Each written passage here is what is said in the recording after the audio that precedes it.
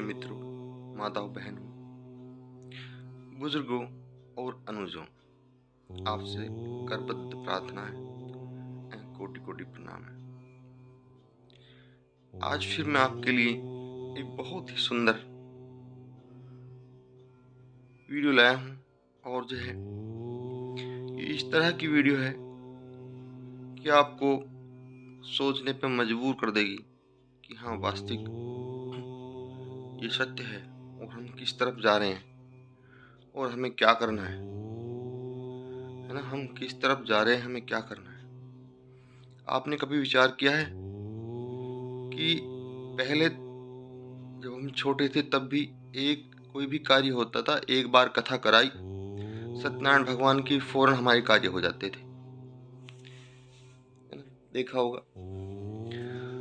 और जो है अगर 11 सोमवार के व्रत या छोटा कोई भी अनुष्ठान कर लिया तो बड़े बड़े कार्य हो जाते थे। और यहाँ तक देखा हमने, इतने 11 सोमवार के व्रत की जिसकी शादी न होती, लड़कियों की फौरन शादी हो जाती थी। और भी थोड़ी सी पूजा, मतलब मेरे कहने का मतलब थोड़ा सा पूजा करी, फटाक कार्य हो जाते थे और निश्चित होते थे। लेकिन ऐसा अब नहीं है। अब बड़े बड़े पूजा पाठ जो फेल होती जा रही। इसका क्या कारण है? आपने विचार किया कि हम कितनी पूजा पाठ कर रहे हैं? पहले से बहुत ज़्यादा कर रहे हैं। जब हम बचपना था हमारा, जितनी करते थे उससे भी कर रहे हैं। लेकिन पूजा पाठ, ध्यान जो है, जितना भी हम मंदिर जाना, ये बड़ी बड़ी लाइनें लगी है, सब कुछ है, लेकिन कार्य नहीं हो रही। जो पहले एक बार किसी सादे सीधे पंडित ने भी कुछ कह दिया, वो भी कार्य हो जाता था। अब बड़े बड़े जो है सिद्ध महात्माओं के कहे नहीं हो रहे। ये सब विचारणीय है। ऐसा क्यों हो रहा है? क्योंकि जो है सबसे बड़ी जो प्रॉब्लम पैदा हो रही है वो है कि हमारे देवताओं की शक्तियाँ क्षीण हो चुकी है। अब आप शॉक्ड हो जाओगे सुन के। अब आप सोचोगे कि ये क्या कह दिया, देवताओं की शक्तियाँ क्षीण क्यों हो गई? देवताओं की शक्तियाँ कमजोर हो चुकी है हमारे, तो इसलिए हम प्रार्थना भी करते हैं, वे उन्हें सुनती भी है, लेकिन हमारे कार्य नहीं हो पाते। हमारे देवता शक्तिहीन हो चुके हैं। सच्चाई ये है, हमारे देव शक्तिहीन हो चुके हैं, शक्तियाँ क्षीण हो चुकी हैं उनकी। अब आप कहेंगे ये क्या कहा भाई, ऐसा क्यों कह दिया? ये सत्य है। आपने पहले खूब देखा होगा कि कितने हवन होते थे, कितने हवन होते थे। हर पूर्णिमा या अमावस्या पे हर घर में हवन होता था। बताओ, आप नहीं होता था? और बहुत परिवार तो नित्य प्रति हवन करते थे और मन के सात्विक इंसान थे, उस हवन की पूरी ताकत देवता को मिलती थी। अब हवन यज्ञ नाम मात्र के हैं। हमारी जो आने वाली नस्लें हैं तो जानती नहीं है हवन होता कैसा, विधि विधान कैसा है, मंत्रों का ही पता नहीं है इनको, तो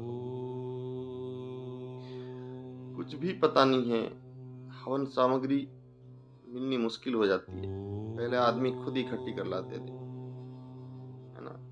नवेदा सामग्री, 9 तरह की सामग्री, लाशियों की सामग्री होती है, 9 तरह की लकड़ियों की सामग्री होती थी, लेकिन अब तो पता ही नहीं है।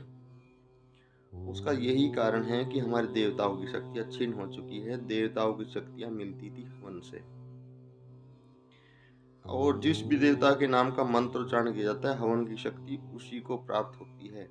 जो हवन से प्राप्त हमारी ऊर्जा, वो उन देवताओं की प्राण ऊर्जा होती है। आपने शास्त्र में पढ़ा होगा और आपने बहुत सी पुस्तकों में पढ़ा होगा, और यहाँ की कई बार तो गिनी बहुत सीरियलों में भी दिखाया होगा, आपने देखा होगा। नज़दीक तो यही है, तो आपने देख लिया होगा। ना पढ़ने का ना सुनने का कभी नियम आया हो, क्योंकि हमारे देवों की शक्तियाँ मिलती है, प्राण वायु मिलती है उनको हमारे हवन से।